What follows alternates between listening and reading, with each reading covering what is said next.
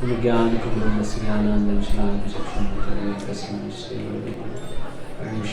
कृष्ण नमस्ते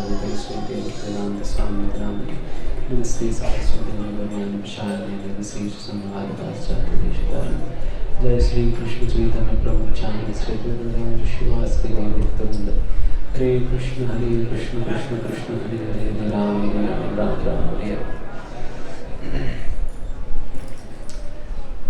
वैसा हम बरसाने के विषय में और राधारानी के विषय में पहुंचने के बाद हम विस्तार रूप से चर्चा करेंगे, बट यहाँ पर संक्षिप्त रूप में चले हैं। तो वैसा ये जो जिस स्थान पर हम सभी यहाँ पर अभी बैठे हुए हैं,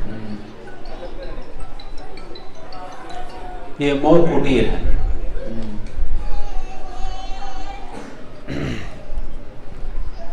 वैसा व्रज में ब्रह्मा विष्णु महेश्वर तीनों विराजमान हैं 3 पर्वतों के रूप में।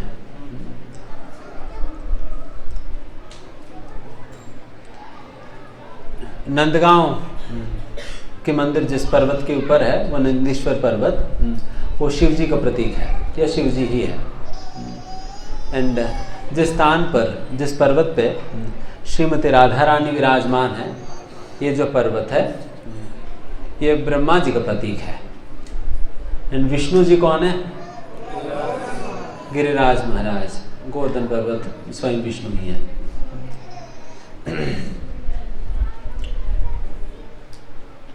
और ये जो इस पर्वत पे जो स्थान है ये मोर कुटीर स्थान है। यहाँ पर जो लीला हुई उसी के विषय में बताएंगे। जैसे एक समय पर भगवान श्री कृष्ण को बहुत प्रोत्साहन मिली जब मोर को नाचते हुए उन्होंने देखा। तो फिर मोर को नाचते हुए देखने पे फिर भगवान कृष्ण भी मोर की नकल करते हुए उनकी तरह नाचने लगे थे। इंडिया सारा कुछ हो रहा था श्रीमती राधा रानी के सामने। जिस प्रकार से एक साधारण संबंध में भी एक प्रेमी प्रेमिका को इम्प्रेस करने का प्रयास करता है, तो उसके लिए अनेक प्रकार के नाटक करना पड़ता है। और यहाँ पर भगवान श्री कृष्ण भी मोर बनकर फिर राधा रानी के सामने अपनी कला दिखा रहे थे। फिर थोड़ी देर फिर मोर के साथ नाचा, फिर नाचने के बाद राधा रानी की ओर देखे थे। मतलब एक प्रकार से एक ये इंगित कर रहे थे कि हम दोनों नाच रहे थे, मोर भी नाच रहे थे और मैं भी नाच रहा हूँ, मैं बेहतर नाच रहा हूँ या नहीं।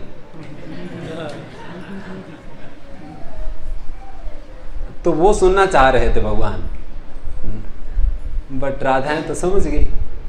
फिर राधा ने कहा कि मतलब मोर बेहतर नाच रही है। तो फिर कृष्ण ने सोचा ठीक है एक और परफॉर्मेंस देंगे। देन फिर एक और बार भगवान मोर के साथ नाचे। फिर दोबारा राधा रानी की ओर देखा, फिर राधा रानी दोबारा उनको हरा दी। फिर राधा रानी माना नहीं।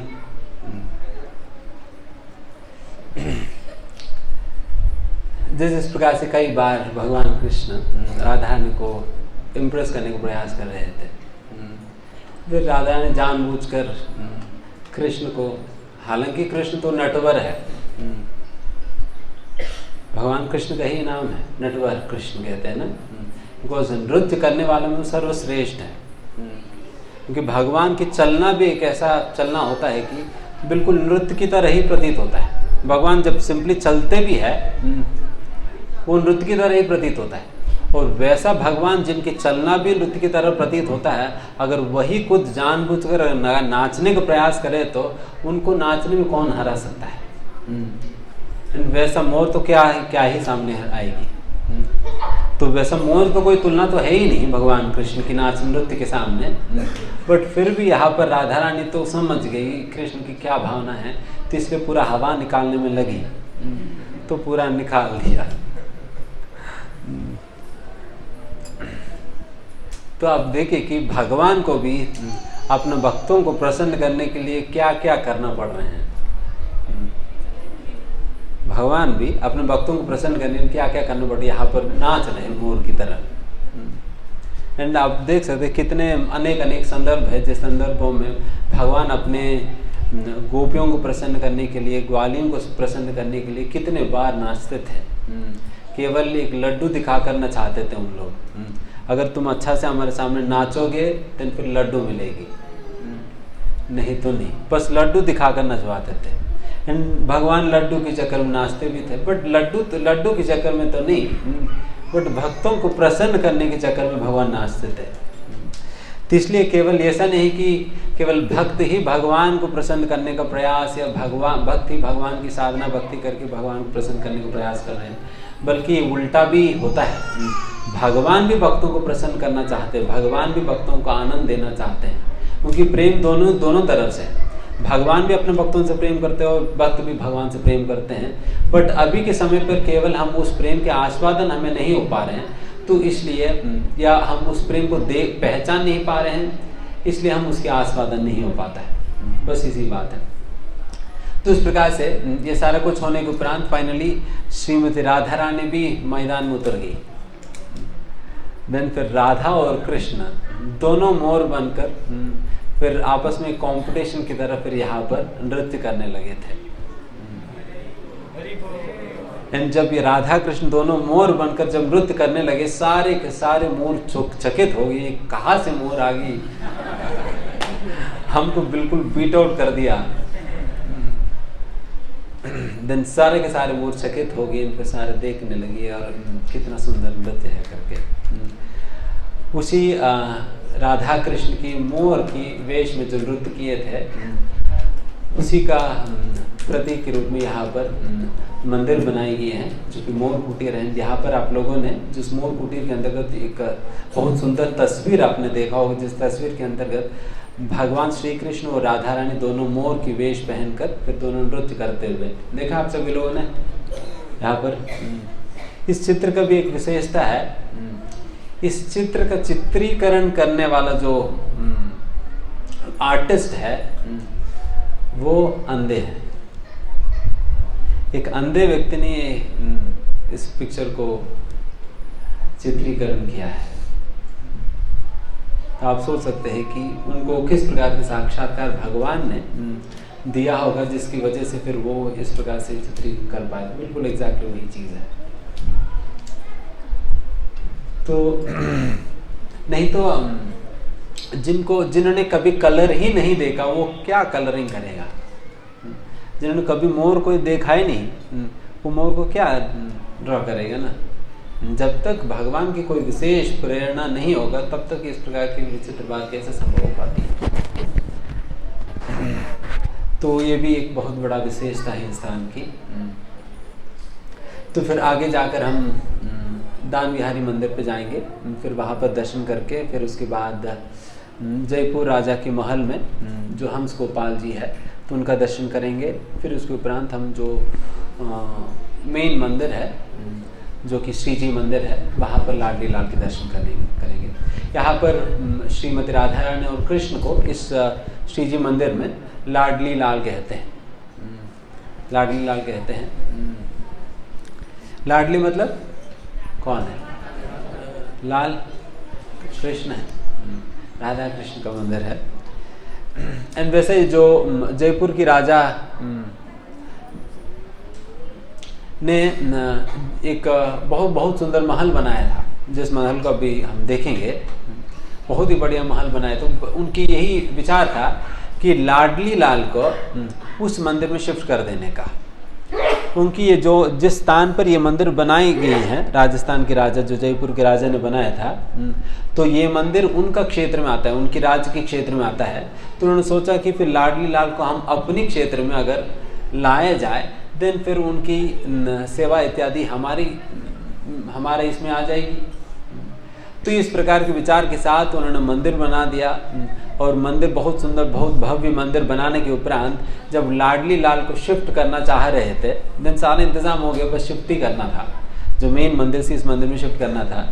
देन सारा ब्रजवासियों ने जाने नहीं दिया।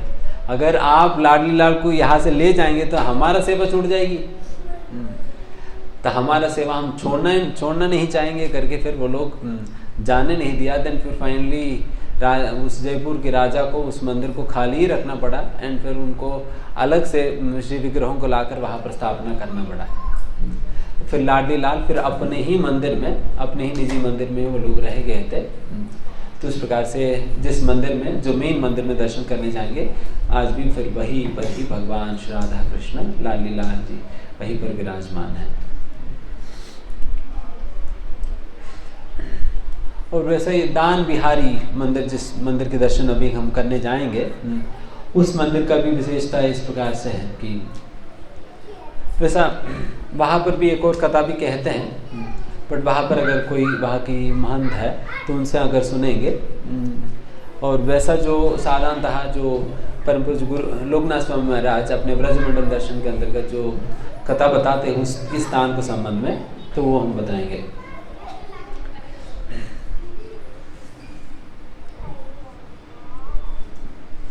एक बार एक ब्राह्मण का एक पुत्री थी, उनकी विवाह करना था। उस ब्राह्मण को उनकी पुत्री का विवाह करना था, बट वो बहुत ही गरीब होने के कारण वो अपने पुत्री को विवाह नहीं करा पा रहे थे। तो फिर इसलिए उन्होंने सोचा कि अगर भगवान कृष्ण के पास जाकर फिर उनसे कुछ हम भिक्षा मांगे, अगर उनसे हमें कुछ प्राप्त हो जाएगी, देन फिर उससे हम अपना बेटी का शादी करा देते हैं। इस विचार के साथ वो भिक्षा मांगते मांगते मांगते वो भगवान कृष्ण के दरबार में भगवान कृष्ण के पास पहुंच जाते हैं। देन भगवान कृष्ण से वो आग्रह करते हैं, इस मतलब हमें दान चाहिए करके। भगवान कृष्ण तो वो अपना एक ट्रांस में है, अपना मोह में है। कौन सी मोह में रहते भगवान? राधा के मोह में रहते हैं। उसी मोह में तेरा भगवान, उस मोह में रहते रहते जब ये ब्राह्मण उनके पास पहुंचे थे भीख मांगने, फिर भगवान कृष्ण ने कहा कि हमारे पास कौन सा धन है, हमारे पास राधा रानी है, अगर आपको दान चाहिए तो उन्हीं को ले लो। तो फिर राधा रानी को दान में दे दिया।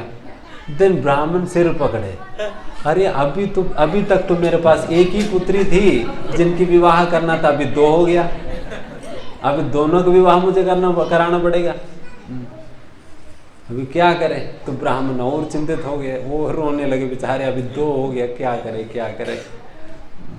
तो भगवान कृष्ण तो होश में है ही नहीं, और राधा रानी बेचारे फिर वो भी रोने लगी, अरे कृष्ण मुझे ही दान में दे दिया, ये कहाँ के है, मुझे ही दान में दे दिया करके वो भी रो रही थी। तो ब्राह्मण भी रो रहा था, राधा रानी भी दुखी थी, मुझे दान में दे दिया। तो फिर उन्होंने भगवान कृष्ण ने फिर जगह जगह पर पूछा कि अभी क्या हाल है। फिर राधा रानी को बिना मैं भी रह नहीं सकती हूँ, और राधा रानी मेरे बिना वो रह नहीं सकती है, और दो कन्याओं का शादी ब्राह्मण नहीं करा सकते, इसलिए इस प्रकार से हम तीनों ही दुखी है, तो हमारा तीनों को दुख को कैसे हल किया जाए करके जब जगह पूछने लगे, फिर तब उन्हें ये उपाय दिया गया था, जब इस ब्राह्मण को राधा रानी की वजन के बराबर जब आप सोना आप देंगे, तब राधा रानी तुम्हें वापस मिल सकती है, राधा रानी तुम्हें वापस मिल सकती है। इस प्रकार से कहने पे देन फिर भगवान कृष्ण राधा रानी को तुले पे बिठाया, एंड फिर राधा रानी के वजन के बराबर सोना रखा, एंड फिर फाइनली उस सोने को उस ब्राह्मण को दान दे दिया, एंड फिर राधा रानी को वापस ले लिया। देन तीनों का समस्या सॉल्व हो गया। तो इस प्रकार से ये सारा कुछ इसी दान बिहारी लाल जिनकी मंदिर में अभी हम जाएंगे दर्शन करने, उस स्थान का ही ये घटना है। तो इस प्रकार से ये सारा सुंदर लीला यहाँ पर घटी है। एंड जो लोग पैदल परिक्रमा करेंगे, वो चलते चलते एक और विशेष स्थान आएगी बीच में, कृष्ण कुंड करके, कृष्ण कुंड, वहाँ पर भी एक बहुत सुंदर लीला घटी है।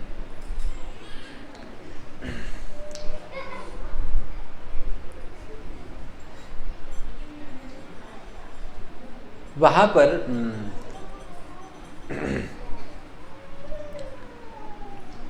एक समय पे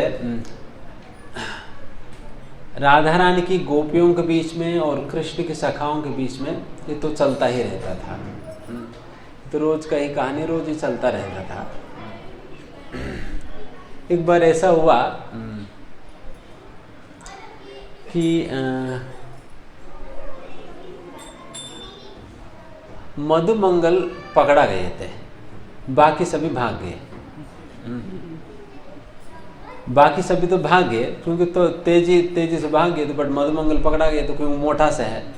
मधुमंगल अक्सर इसी प्रकार से पकड़ा जाते हैं। एक बार ऐसे ही गोपियों की घर में जब चोरी करने गए थे और फिर जैसा दरवाज़ा की आवाज़ सुनाई दिया, देन सारे के सारे बाल जो है खिड़की से घुसकर फिर बाहर निकल गए। बट हमारा जो मोटा जो मधुमंगल जी जो है वो खिड़की से वो निकल नहीं पा रहे थे, बीच में फंस गए। वो निकलने का प्रयास किए, फिर बीच में फंस गए, ना इधर का ना उधर करा। दिन फिर सारे बाल तो वो तो डर के चक्कर में वो तो भाग गए। फिर तो मधुमंगल रह गए थे, तो फिर मधुमंगल को पकड़ कर फिर पूरा झाड़ दिए उन्हें। तो इस प्रकार से अक्सर मधुमंगल भी फंस जाते थे। तो इस प्रकार से यहाँ पर भी एक बार मधुमंगल जी फंस जाते हैं। मधुमंगल फंस जाने पे दिन गोपियों ने सोचा कि इन्हीं के माध्यम से हम अपना बदला निकालेंगे। देन फिर क्या किया, वहाँ पर एक पेड़ होता है, आज भी मधुमंगल जिस स्थान पर बैठे वो स्थान है, वहाँ पर मधुमंगल की सिंहासन करके वहाँ पर एक पेड़ होता है। वो पेड़ की शाखा के ऊपर से एक रस्सी को लटकाए थे, रस्सी को लटकाया एंड एक एंड जो है गोपियों ने पकड़ा एंड दूसरा एंड क्या किया, मधुमंगल की शिखा को बांध दिए थे। शिखा को बांध दिया एंड एक एक गोपी लाइन पे लाइन आकर वो खींचती थी। एंड आप सोचिए कि शिखा को पकड़कर खींचेंगे तो कितना दर्द होगा। बेचारे वो मधुमंगल चिल्लाने के लगे, कृष्णा कृष्णा कृष्णा करके, तुम्हें मुझे फंसा कर चले गए हो करके बेचारे वो रो रहे थे। एक एक गोपी पकड़ कर खींच रही थी एंड फिर मधुमंगल जी लटक रहे थे फिर वहाँ पर। तो समझ नहीं आ रहा था क्या करे, फिर बेचारे चिल्ला रहे थे। फिर मधुमंगल जी की रोना वगैरह देखकर फिर भगवान कृष्ण बहुत द्रवित हो गया, अभी तो बचाने जाना ही पड़ेगा, जाना होगा करके फिर भगवान कृष्ण डेयरिंग करके फिर वहाँ पर गोपियों के सामने आए जाते।